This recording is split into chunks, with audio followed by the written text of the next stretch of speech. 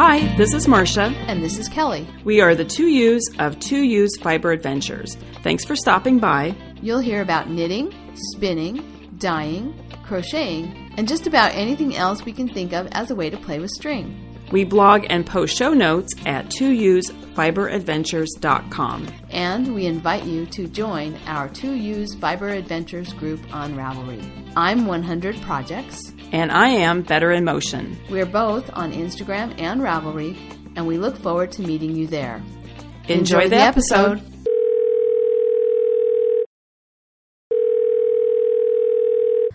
Good morning, Kelly. Good morning, Marcia. It's early again. I know. It's 8 o'clock. Well, it started at 8 o'clock. Yeah, it's not super early, but it's earlier than our usual. It's coffee. It's beverage of choice coffee, not wine. Yes, I'm having coffee. And full disclosure, I'm sitting in my bathrobe. Me too.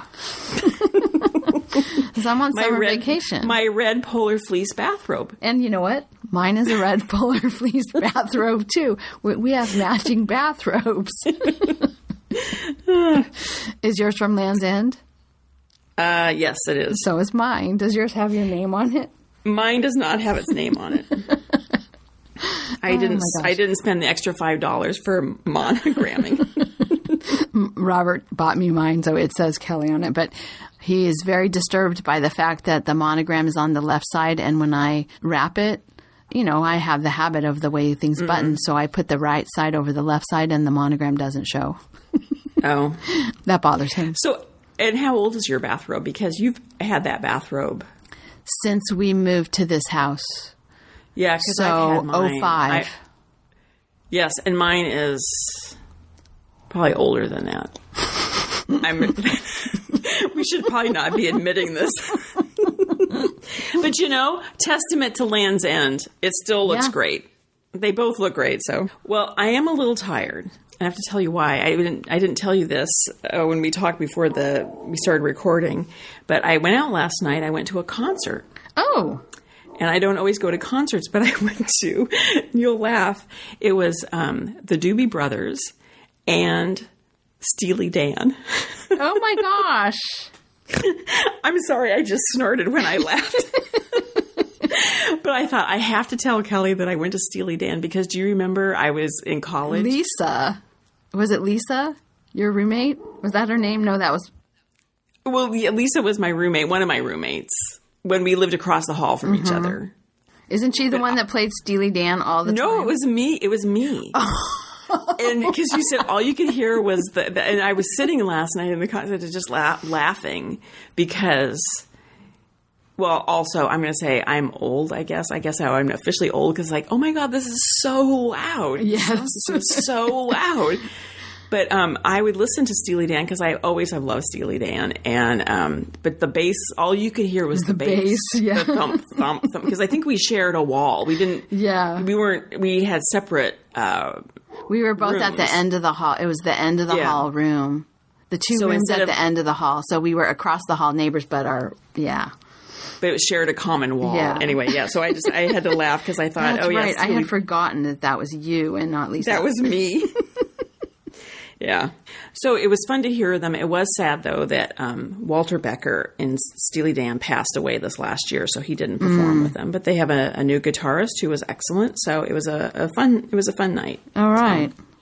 Yeah. Good. But I'm a little tired now. Yeah. Well, I'm a little tired, too, not from going out. Although we did go out. We went out to Post No Bills for Taco Tuesday, but that was an early night. Yeah.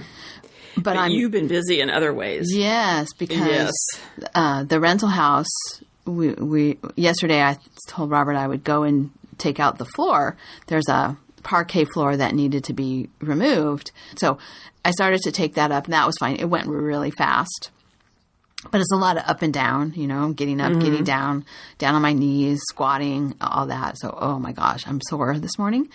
And then I went in to take tile out of a bathroom that the floor was kind of not flat, and so the tile was kind of failing. And so I went in there and I was taking that out. And the first tile took me about 10 minutes. It was really hard. And I thought, oh, this is going to be horrible. So got that one out. chiseled up the next tile, and that was a little easier. Chiseled up the third tile, and actually that turned out to be a little easier.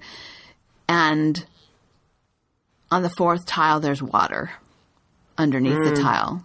And the rest of the tiles came up super easy. Yeah, they're just flying up, just jumping into your hands, right? Yes. Oh, my God. It was so soft. Yeah, it was just awful. So anyway, the toilet, I guess, has been leaking at the base. The toilet was already out. He had taken the toilet out and the vanity out as a half bath. Yeah, I did demolition yesterday, and it was one of those things, I said on Instagram that some cans of worms you wish you didn't open. Yes. Because there's just all this water damage in the subfloor. And so that has to be all fixed. But I guess it's better to know about it than not. It's better to know about it than not. It's true. But you've not really had to do, because this is the rental house, and you've had not very many tenants in there. They've been very long-term tenants. Yeah, so we've been really fortunate. So anyway, but my body is sore. My hands are sore. My body is sore. My legs are sore. And I'm tired because my body is sore. Yeah, you're not used to such physical work. I mean, that's not really true. You work in the garden a lot. This is different. Yeah. I'm not as young as I used to be. Yeah. Right. Well, project. Yes. I guess we should get to that. I finished 2 things, and I'm about to finish a third. Oh my goodness. I know I'm on a finishing spree. I feel like I have to go into work today, but I feel like I just want to sit here and knit until all the stuff is done. So I finished the Summer Fjord. That's the t-shirt that I'm knitting. It's the designer is Trin-Annelie, and I'm knitting it out of a linen lace weight from Sincere Sheep. She no longer carries this, but it was naturally dyed, I believe, with oak, because the color was on the ball band was quercus, and that's the Latin name for oak. And it's gorgeous. The color is just really. I'm not a yellow person. I don't really find myself drawn to yellow, but this gold color is just beautiful. It did fade a little from the sun while I had the yarn sitting in my stash. Yeah. And then it faded a little bit in the wash too. But it's still pretty. I'm really happy with it. It turned out nicely. I added length to the sleeves and a ribbing. I added some stockinette length to the sleeves and then the same ribbing cuff that they would have had if they were shorter. And I like the sleeve length. It's just top of the elbow. And I'm just really happy with it. I'll have to wear it over a tank. I have a black one. I may get myself a different color to go underneath it. I really like it. I'm happy with it. I'll probably make this pattern again. It's a nice pattern for linen. So I finished that, and then I finished Robert's Argyle socks. Ooh, yeah, because you were having some problems. Oh, yes. I actually had to take the sock and rip it back all the way to the ribbing, the second sock. I think that's what I was talking about last time we recorded. Yeah. But I did it. It was not that painful.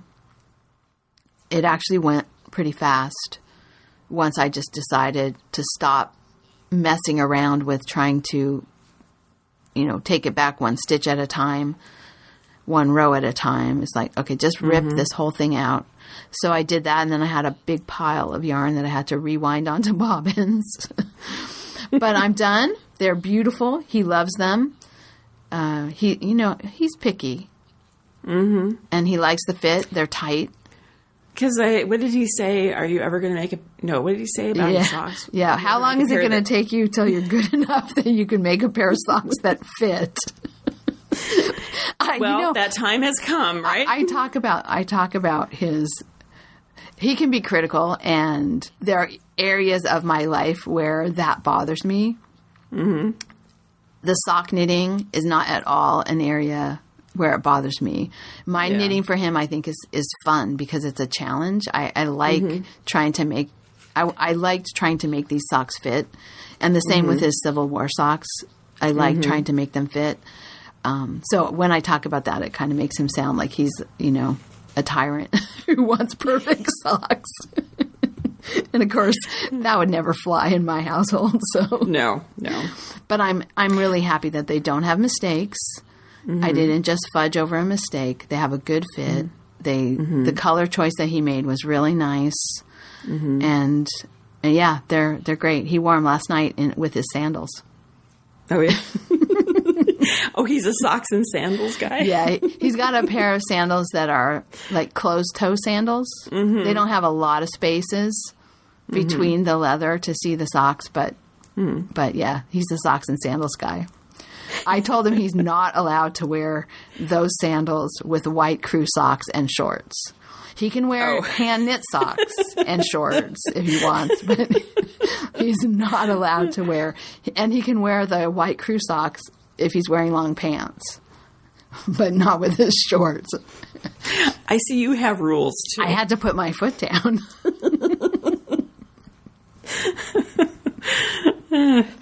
Funny. So yeah, finished the Argyle socks, and then I'm actually currently knitting on it, but by the time this episode is edited and comes out, I will be finished. I probably maybe shouldn't say this, but I'm gonna risk it. Too late now. You started. I'm gonna risk it. I'll be finished with the Sommer Sleeveless top. Sommer, Sommer. It's by Mari Chiba. Mari Chiba is her name, and this is the pattern that Janice brought for me to do first, and then I think she's gonna make it. It looks nice. I tried it on last night. I've got all the sleeves, like the strap part of the sleeves done on 3 sleeves, three of the 4, and so I tried it on, and they're a little long, so I'm gonna rip I have to rip back maybe an inch on the 3 that I've done, and then make the last one an inch shorter, and then I'll just have to bind off the 2 straps together and do the edging, and I'll be done. Okay. So yeah, I'm very excited about this. It turned out really nicely, and I got this Valley Yarns out of my stash. Yeah, Valley Yarns Long Meadow that I've had probably as long as I've had this robe. A little less, but close. Yeah, close to the time we moved into this house. So yeah, probably 2008 maybe. Yeah, is when I bought it. Well, that's an accomplishment. Yeah, to get that out of your stash. Yeah, right, I think I'll have 2 balls left of the yarn because I bought it without knowing what I was going to make. I think I can't remember. It was so long ago, but so I'll have 2 balls left that I will definitely destash. I am not going to try to figure out something else to make with the leftovers. They're just going to go. It's a cotton acrylic blend. So it's, it's not, it'll be nice for this top, but it's nothing special. Like the Sincere Sheep Linen, I didn't use all of that either, but that went out into my weaving stash as soon as I was finished with the top. So, and the Argyle, I guess this is a theme. The Argyle socks, of course, I had 4 yarns. Right, 4 skeins of sock yarn. And of course, it doesn't take 4 skeins to make a sock. It took a little over 500 yards for these socks, I think. Some of that was waste because you put yarn on the little bobbins, and then I had to rip it out, and then I rewound bobbins. So some of that was waste, but about 515 yards. So I have a lot of sock yarn left too. Yeah, well, and you can use that for more other Argyle socks. I think I'm going to make. Yeah, I think I'm going to make myself a pair. The green is gone. The main color is basically gone. I might have enough to use for the crisscrosses in the green, but yeah. So I might make myself a pair of Argyle socks in those same colors. So, but not my next Argyle socks. So I'll go on to my started projects because there's only one, and that's my next pair of Argyle socks out of the Roma Toomey that we got at Stitches. Right. It's a 50-50, I think, alpaca wool. because they're for someone who hasn't really worn hand knit socks. And so I didn't want something as crunchy as the other yarn that I bought. Yeah. So, but it's a sport weight, not a fingering weight, but I'm still knitting it on the same size needles that I did the socks for Robert. And I think it'll be okay. Mm-hmm. So I have only just done the ribbing. I haven't gotten to the fun part yet. So I have about an inch more of 1x1 ribbing to do before I get to start. So that's where I am. Okay. How about you? That's exciting. Yeah. So I've made progress. My Little Wave cardigan by Gudrun Johnson, I sort of, well, I want to say finished it. I didn't finish it, but I think the last time we recorded, I was having problems. I had gone to my local yarn shop to get help, and I got help on the yoke. And I finished the yoke, and then I worked through that. Then I picked up stitches for the collar. The collar and the front band are all one piece, and the collar is shaped with short rows. So I did all of that, and I want to say about the collar, there's an I-cord bind off, which I really like that finished detail of the I-cord bind off. It really makes it look, it's a nice finished edge. Yeah, that would be nice. And then the other thing about this pattern is the buttonholes, and we had talked, I was thinking of doing afterthought buttonholes because I find when I do buttonholes in the button band, they just tell you to put them so many inches apart, and I often don't get them in the right place, and they can be, buttonholes are not equidistance apart. I think it's a detail that can make your sweater look bad if they're not perfect, lined up right. Or if when you line them up perfectly, there's one button above your bust and one button below your bust, and then you have a gape. Right. Yeah. I mean, just the placement of them is important. The placement is important in the way that the button band looks.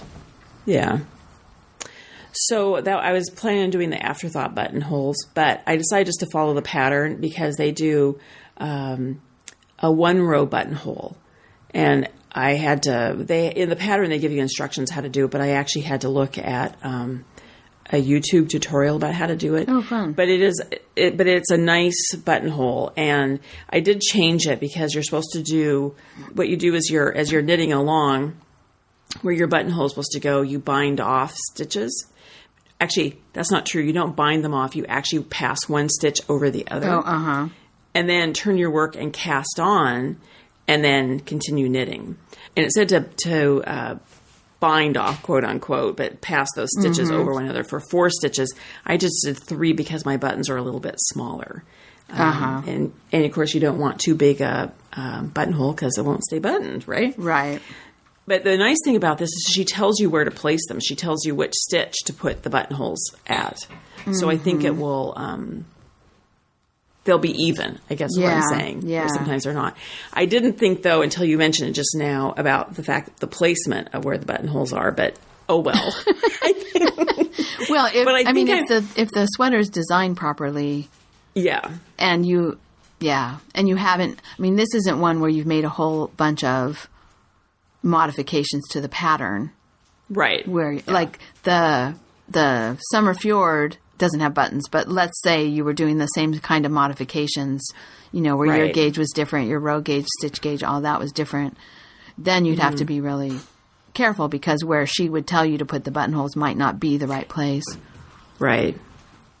So, and I actually tried it on, and I think the placement is fine. So, when I tried it on, but if you remember this sweater, you knit the body up to the armholes, then you knit the 2 sleeves from the cuff up and attach them to the body, and then do the yoke. And I decided with the sleeves to do, instead of just casting on for the ribbing and starting at that point as you're instructed, I decided just to do a provisional cast on. So when the sweater was done, I could decide if I wanted the sleeves longer or shorter or whatever. So now it's done. I tried it on, and the sleeves were way too long. They came down almost to my fingertips is an exaggeration, halfway down my hand. So there's no room for the ribbing. Right. So I knew I had to rip it back. And so I washed and blocked it. And then on Sunday, I had my friend Kim, I tried it on for her so she could actually measure where I want it to finish. So then I could figure out how much I needed to rip back for the ribbing. And she confirmed what I already kind of knew, is the sleeves are just too big around also. Oh. So another can of worms you wish you didn't open. Yes, another can of yes, I wish I anyway. But that you'll be glad you actually did. Yes. And so I have ripped out one of the sleeves and picked up the stitches, and I started reknitting the sleeve. Well, and you and I had a conversation on the phone just about the math, trying to figure out, if I have this many stitches up at the armhole and I want to finish with reduce it by a certain number of inches, how many stitches do I need to decrease? And how do you distribute them? And how do you distribute them, and how many rows per inch I'm getting? And so all that math, which I won't go into, but it was, well, I'm going to put it in my project page. Okay, yeah. So I'm reknitting it. Make a long story short, I'm reknitting it. Okay. The sleeve. So I've done, so then, and I'm hoping that I'm going to get this done before Black Sheep, so I can bring it with me to Black Sheep. Not that it's going to be cold enough to wear it, but I want to bring it. Yeah, bring it. But I think on always looking on the positive side, I'm not thrilled that I have to rip them out. Once you rip it out, it's not that bad. Exactly. You get over it. And it'll knit faster because I'm reducing stitches and I'm not making them as long. Mm-hmm. So it'll go actually pretty fast, I think. Yeah. So I'm working on that. I will say, when I tried the sweater on for Kim to measure it, I was wearing a T-shirt. And then I've ripped out the sleeve, picked up the stitches, done my math. I've knit down maybe 4 or 5 inches from the armhole. And I thought last night, I think I'm going to try this on. And I tried it on over a long sleeve T-shirt. And now I'm sort of beginning to second guess myself just a little bit. It sounds like it's still too big, though. I think so. Yeah. So because you were telling me how many inches it was, and that does seem awfully big, right. Even once you put ribbing on to kind of suck it in a little bit. Yeah. So right now I'm knitting the sleeve on double pointed needles, and I think what I need to do is I need to take it off and put it on some waste yarn or some other needles so I can stretch it out and actually try it on, because double pointed needles, like with socks, you can't really try them on very well. No. To get an accurate fit. Well, even with round needles, if you really want to know what something is looking like, you do have to take the time to put it on waste yarn. Yeah. Or that tubing that they make. Even that tubing, though, I think is a little too stiff. Waste yarn is the better. I think waste yarn is the best. Bet. It's one of those things, it's the better thing to do, but you don't really want to take the time to do it. I know. Things that are good for us that we don't want to do. Right. Like exercise, but that's a whole nother podcast. Oh, yeah, we won't. Let's not even discuss that today. Yeah. So anyway, that sweater is, I hope that I'll have the sleeves done by our next podcast. That'll be sort of my goal I'm going to set for myself. Okay. Well, that'll be good. So, and then the other project I'm working on is I also am making the Summer Fjord. And the last time we talked, I don't think I had joined the body. I was still working on the yoke. I've now joined the body. I did make the sleeves longer. So to backing up, I'm using, you went down to lace weight. The pattern's designed for fingering weight. You went down to lace weight. I'm actually going up to DK. Mm-hmm. So I'm using the 100% linen by Fibra Natura. Based on my gauge, I'm making the extra small. Right. I remember you talking about that, yeah. But this is the other thing about I think the last episode I was talking about you should actually read the pattern all the way through. And about reading patterns. Mm-hmm. And so I admit, I just wanted to cast on. I just wanted to start knitting another project. So I was like, I did the math. I figured it out. I looked ahead at the pattern to see where you join, how many stitches you're supposed to have when you join the front and the back. And so I see how many stitches I'm supposed to have, which is 262 stitches. Great. I figure out what my gauge is. That's going to be plenty of room. That's how I've worked my pattern. And then when I get to that point and then continue in the pattern, I realize you now have to bind off a total of 28 stitches, which shapes the armhole. Mm-hmm. It's almost like, if you can imagine, it's going to be sort of the top of the sleeve under the arm, and it's going to be a little shaping there. So now I'm down to 234 stitches, which I realize that gives me about 2 inches around the bust, which is not bad. I measured my other t-shirts. That's fine. Mm-hmm. But it isn't what the pattern, now that you, it was not what the pattern called for. Mm-hmm. So I'm adding, and then the other thing, as I thought, maybe I should read through all the way to the end and find out where the is there waist shaping in here? No, there's not. Once you get down to those stitches after you decrease under the arm, it's just straight down till you do the short rows to make it longer and back, right? Mm-hmm. But there's no waist shaping. So I've decided I just need to start adding stitches to make, so it'll be, because my hips are a little larger than my bust line, so if it fits over the bust, it's going to be too tight over the hips. Yeah, you'll get a little bit more A-line shaping if you do that. Yes, yeah, that would be nice. This t-shirt is quite open and drapey. Mm-hmm. It has a lot of ease. So I realize I'm adding increases, and I have taken it off the needles, and I did take the time to put it on waist yarn to make sure that it's going to fit okay. Oh, good. And it seems like it's fine. And it was roomy over a t-shirt. Oh, that's good. So, yeah. and I'm not going to wear it over a t-shirt. So I think it will be fine. Nice. But I am going to add the increase the stitches. So I have 2 projects that are sort of what's the word I want? Challenging. Naughty.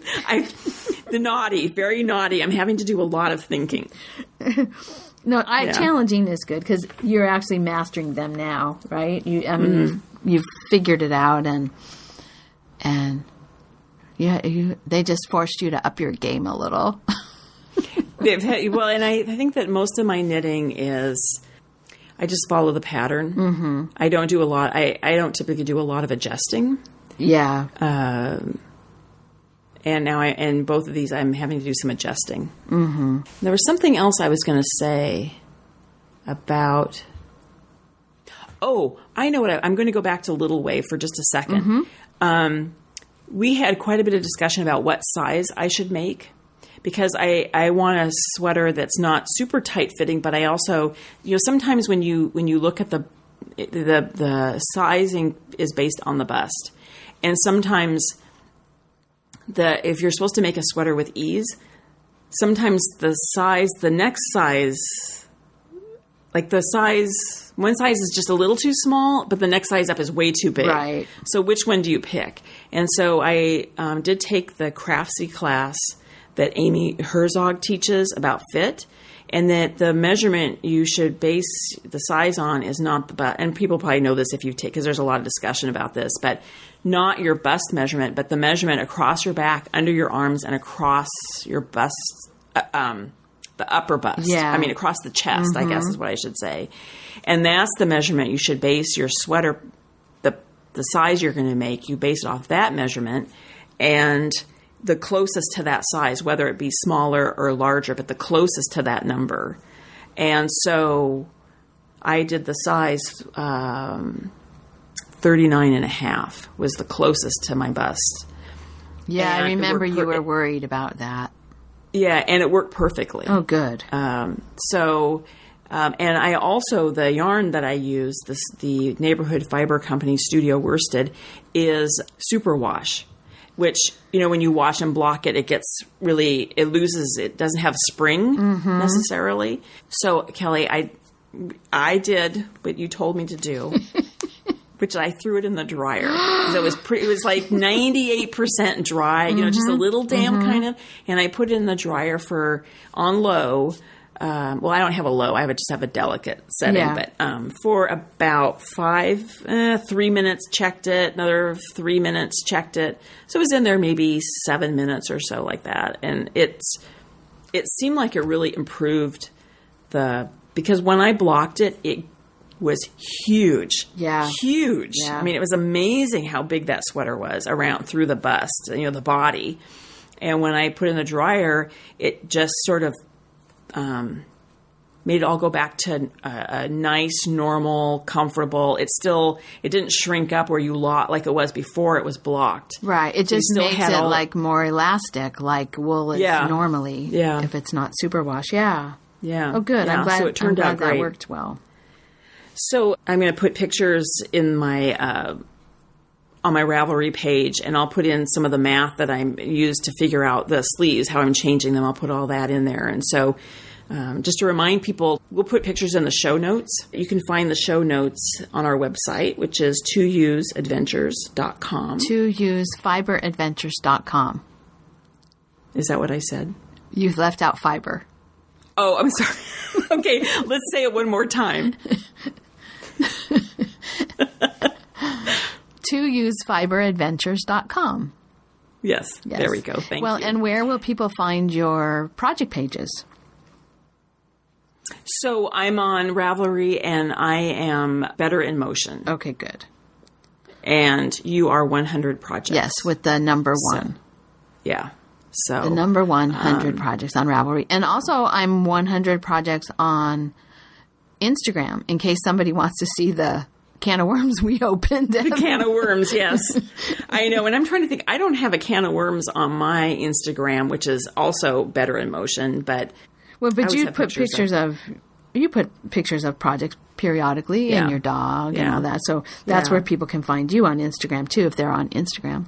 Yeah. I do updates of projects and stuff on there too. So anyway. Well, good. Well, Kelly, the other project I wanted to talk about though was combo spin. Mm-hmm.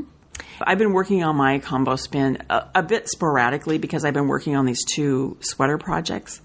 But we talked about combo spin in the last episode, and we got some feedback on the discussion thread. And there were some interesting comments about what people are doing. Mm-hmm. So I just wanted maybe we could just take a moment and talk about that. Yeah, let's do that. One of our listeners, Katie, who is Infrig. Isn't that how we do? Actually, wait a minute. Infrig. Yes. She has on her profile, she has how you're supposed to pronounce her Ravelry name. But she had an interesting technique that, in case people didn't read the discussion, I just wanted to mention, because we had talked about all these different techniques, and I think really it's kind of endless what you can do. But she did an interesting thing where, because she had so many different types of fiber, short staple, long staple, she started out trying to just like grab a piece of fiber and spin that and keep adding. And it got kind of frustrating. So what she did is she would just grab 6 pieces of fiber and card them together. And then spin from that. Yeah. So, and I really check out her project page. It's, again, it's Infreak, INFRYQ, isn't it? Yeah. And her project is, now let me go back. I think it's Teal Combo Spin. Yes. And it's a spinning project. Yeah, it's very pretty. And she put if you go to that discussion thread also, you can either go to her project page or go to the discussion thread because she put a link in there to the project. But we had talked about how that you can go for any kind of look you want, but sometimes the combo spins have a lot of striping, which is a nice look too. But if you don't want that, if you want a more subtle transitions, we had talked about doing a 3-ply, which was one way to get a little bit more subtle transition and less striping. Mm-hmm. Hers, now blending those colors carding them together and then spinning them and then plying them. And actually, I don't know, Kelly, did you notice if it's a 2-ply or a 3-ply? A 3-ply. She says on her project page it's a 3-ply. Mm-hmm. Okay. Anyway, it's just if people are interested in the combo spin, it's an interesting project to look at because it looks very different than some of the other combo spins. Yeah. But it's still a combo spin. And she also has a picture at the bottom of the photos of what it looked like after she carded it. So how she did the carding. That's really it's nice. It's a nice option especially for spinning things that are so different in texture.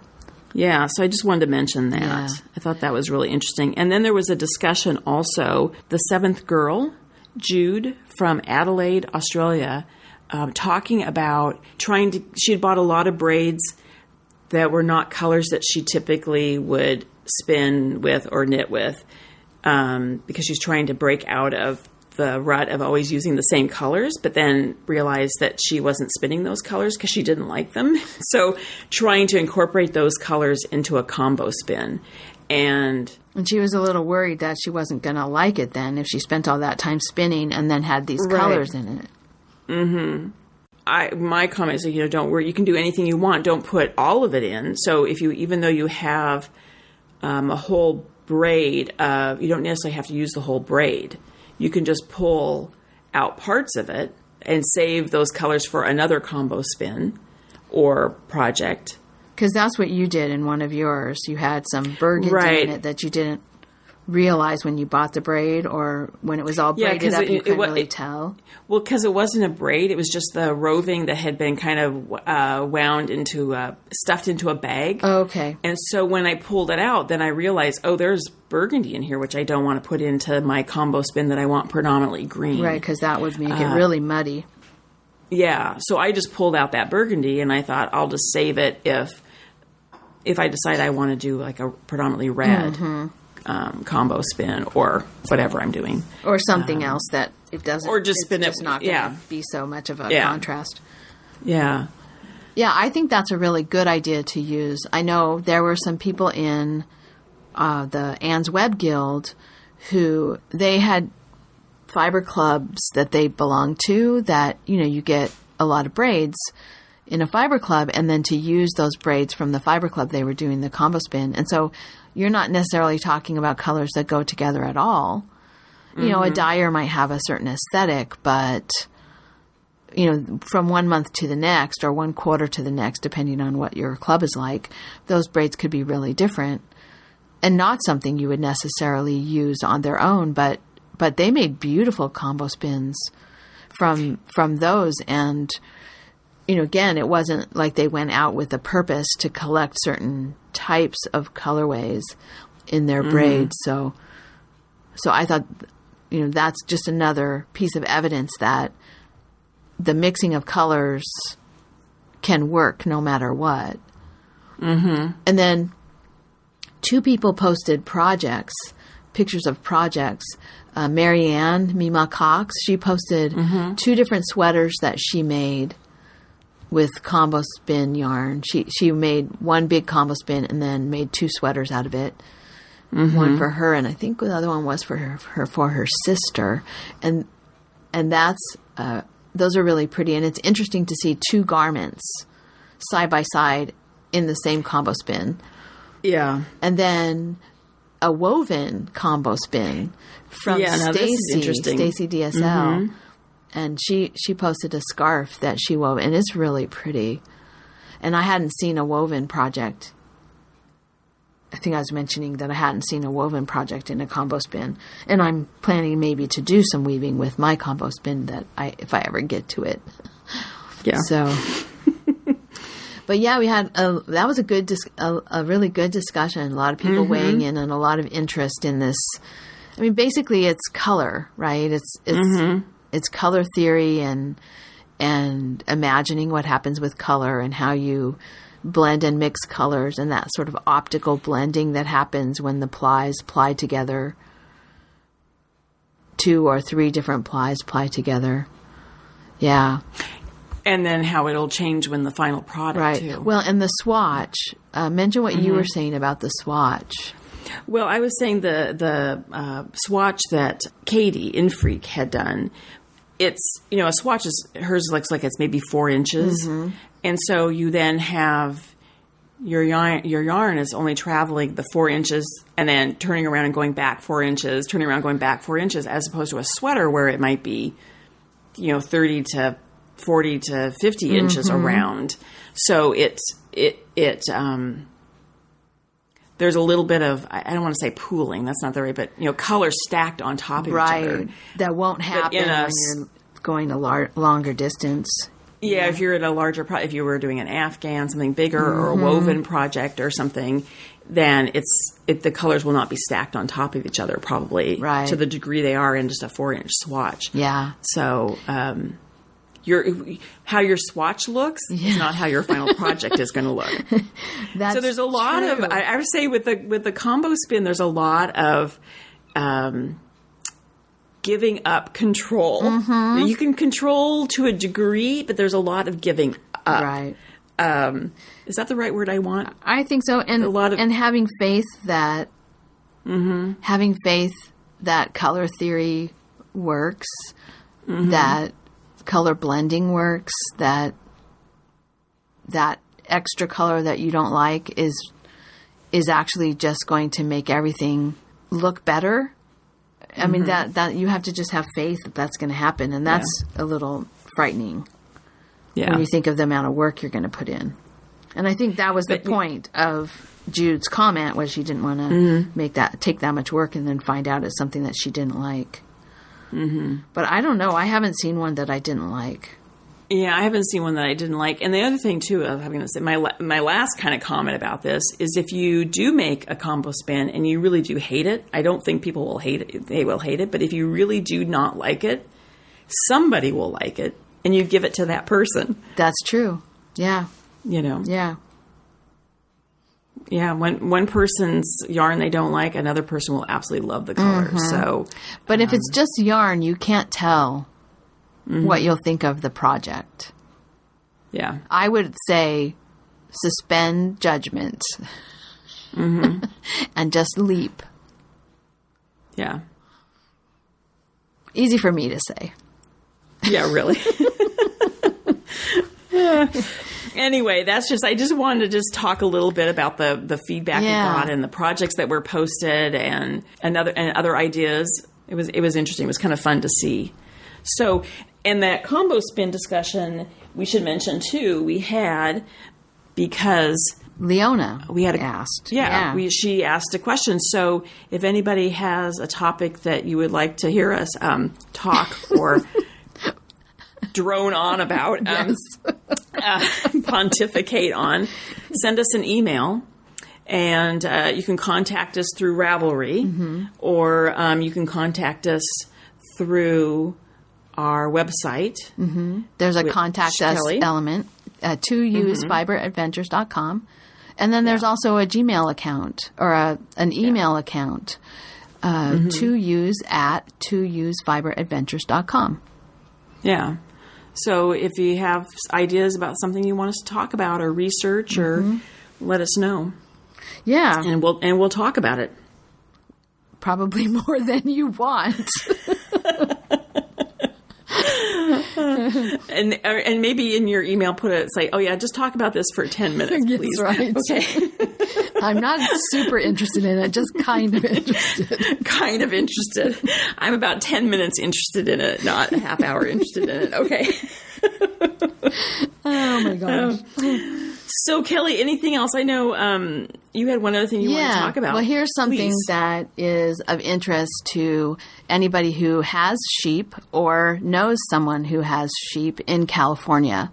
So maybe limited interest, but I just wanted to put out a call to California shepherds for the Monterey County Wool Show, the fleece auction and wool show.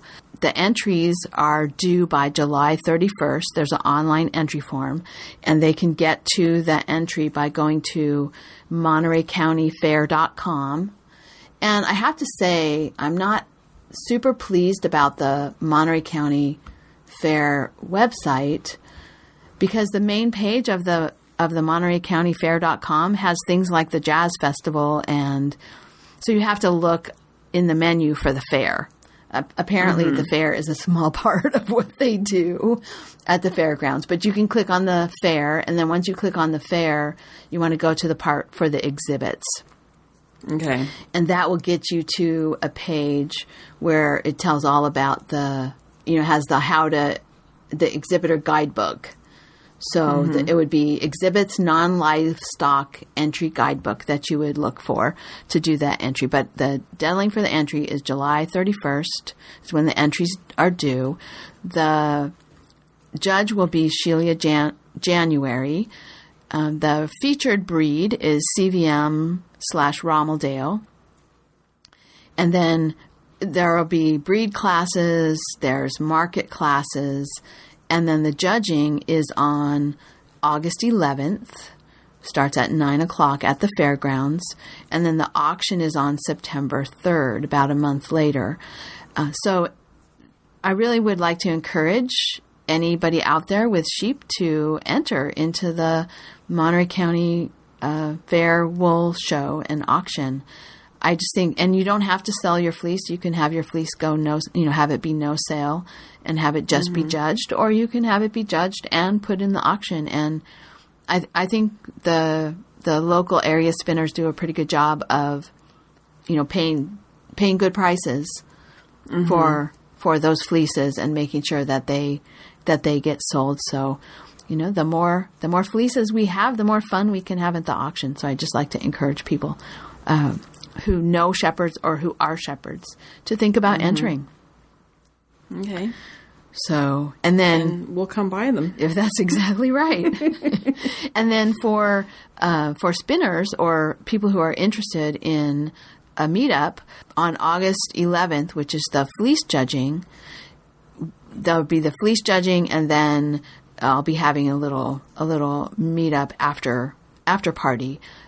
So if you're interested in that, there will be more information coming later. But if you're interested in that, check out the Ravelry page, and you can get in contact with me and get more information about that, how that works. But the fleece judging is very interesting. It's on a Saturday, starts at 9 a.m. It sometimes goes past lunch into the afternoon, and it's a really fun event to just kind of get information about fleeces and be able to hear the judge's perspective and just sit and knit or spin and listen to interesting information and meet cool people. Yeah. And Kelly, I was just thinking of one other thing too, about events. Yes. I think we have one more podcast before we go to Black Sheep Gathering. Oh. But I wanted to mention we're going to have our meetup. Yes, that's important. At the trailer. So we're going to be at Black Sheep Gathering June. We arrive on the 28th. So the Black Sheep Gathering goes the 28th of June. 29th, I think. Wait a minute. Friday. Yeah, Friday, Saturday, Sunday. My calendar's arranged. You know how some calendars go Sunday to Saturday and some go Monday to... Anyway, we're going to be there the 29th, 30th, and then Kim and I are going to head home on July 1st, Sunday. But that Saturday, the 30th, we'll have a meetup at the trailer. Yeah, it'll be in the evening, afternoon, like probably starting around 4:35. Yeah. And we'll talk about it in the next episode with greater detail, if there are greater details to share, because it's pretty relaxed. But and it was really the best thing to do is, if you are going to be there, is to get in contact with us either through the Ravelry group, our Ravelry message, or email. 2Ewes at 2UsFiberAdventures.com, and let us know that you're coming, and then I can share my phone number so that you can text us and find out, like, where are we, where's the trailer, because we're going to be parked on the fairgrounds. Of course, the trailer is easy to see because it's San Francisco Giants, orange and black, little vintage trailer. But, to find out information about where is the trailer and let us know that you're coming. Although you don't need to RSVP, you can just show up. No. but, just kind of to say, oh, hey, I'm here. Where are you? Because I'm not exactly sure. I'm not familiar with these new grounds, so I couldn't tell you exactly where we're going to be parked. Yeah. But anyway, that's the best way is to get in touch with us personally, either through Ravelry or the 2use@2usefiberadventures.com email address. And then we can, be in touch. I don't know what the word would be. A more urgent is not the word. The phone. Up to date. A more up to date, yes. Gives you more up to date. Late breaking news. Yes, we can tell you the late breaking news. So I'm really excited. That was fun when we did it before the party at the trailer after the show. So we'll talk a bit because as I say, we will have another episode before we head to Oregon. But just a reminder that for people, if you're on the fence about whether to go to Black Sheep Gathering, this goes in the pro column of why you might want to go to Black Sheep Gatherings to see us. That's right. Anyway, so I think is there anything else we need to talk about? I think that's it. All right. Wow. So, it's only less than an hour. Oh my gosh. All right. I'm going to let you go, and we'll talk in 2 weeks. All right, Marsha. Alrighty. Bye. Thank you so much for listening. To subscribe to the podcast, visit 2usefiberadventures.com. We have links for iTunes, Google Play Music, YouTube, and others. Join us on our adventures on Ravelry and Instagram. I am Better in Motion, and Kelly is 100 Projects. Until next time, we're the 2 U's doing our part for World Fleece.